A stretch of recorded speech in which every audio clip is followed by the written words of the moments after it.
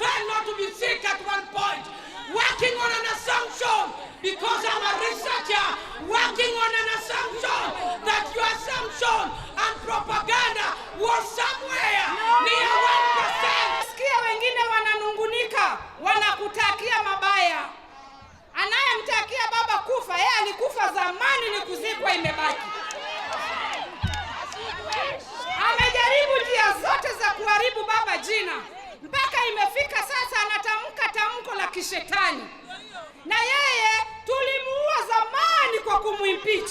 Nataka kuambia watu wanajiita opposition. First of all, that very called opposition is imploding. Because one man called Gachagua is such a divisive character. Such a divisive character. He cannot bring people together. Baba is a uniter. Gachagua is a divider. And even Kalonzo, I want to warn him. This man is insulting even those who are supposed to be his partners.